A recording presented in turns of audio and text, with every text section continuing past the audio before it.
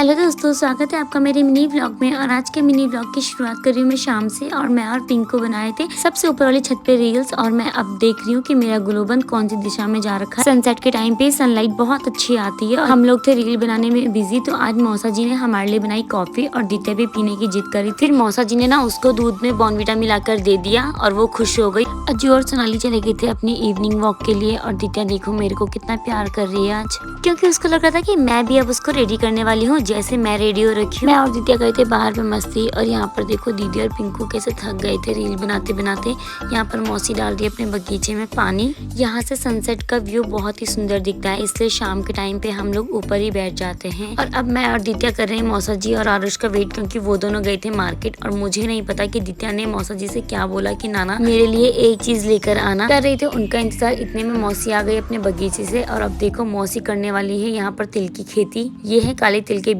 और इंतजार करते करते मौसा जी और आरुष आ गए बाजार से। और देखो आरुष दूर से ही हमें पतंग दिखा रहा है कि मैं पतंग लेकर आया, साथ में सबके लिए बर्गर भी। और हम सब ने खाया मजे से बर्गर।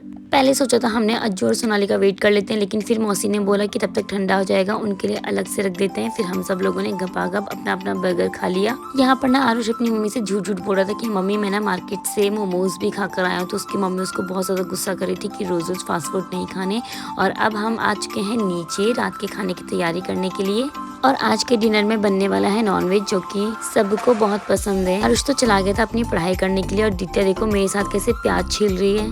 आज का डिनर बनाने की ड्यूटी थी मौसा जी की, मैं सिर्फ उनकी हेल्प कर रही हूँ। यहाँ पर ना बारी थी दित्या की पढ़ाई करने की। तो मैं उसको डरा रही थी अगर पढ़ाई नहीं करेगी तो मैं तुझे डॉक्टर के पास लेके जाऊंगी इंजेक्शन लगवाने के लिए। तो वो यहाँ पर डर रही थी और रो रही थी, नहीं मम्मा नहीं मम्मा, अब से मैं पढ़ाई करूंगी, रोज करूंगी। तो यहाँ पर सब उसको डांट रहे थे। और इसको डांटते डांटते देखो मेरे साथ क्या हो गया। कभी हमारे साथ हो जाता है टमाटर कांड, कभी सूजी कांड, कभी प्याज का कांड। तो मैं यहाँ पर चॉप गई थी और चॉपर मेरे हाथ से स्लिप हो गया और सारी प्याज गिर गई थी टेबल के ऊपर ही। पीछे से ना मेरी बहन और पिंकू हंस रही थी कि अच्छा हुआ कल तू मेरा मजाक उड़ाई थी, आज तेरे साथ ही ऐसा हो गया। और यहाँ पर मौसी दीदी लोगों का चल रहा था सीरियस डिस्कशन, क्योंकि हमारे घर में होने वाली है एक नई फैमिली मेंबर की एंट्री। यहाँ पर मौसी सीख रही है सॉक्स बनाना सोनाली के लिए। वैसे तो मेरी मौसी और दीदी दोनों को बुनाई आती है, लेकिन बहुत सालों से नहीं की, इसलिए वो भूल गए थे और फिर से यूट्यूब से सीख रहे थे। और मौसा जी ने कर लिया था अपना काम। उसके बाद मौसा जी चले गए थे ऊपर और बारी है रोटियां बनाने की।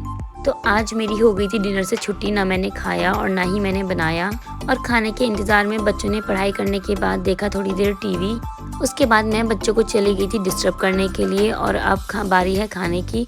तो अज्जू ने खाया दिन की सब्जी और रोटी। और मौसी ना आटा भूल गई थी, तो सोनाली ने बोला कि मम्मी दिन का आटा भी बचा हुआ है तो इसको पहले बना लो। और यहाँ मुझे और पिंकू को बनाई थी एक रील, जो कि आजकल बहुत ज्यादा ट्रेंडिंग में थी। तो हमने सोचा जब तक खाना बन रहा है तब तक हम थोड़ी सी प्रैक्टिस कर लेते हैं।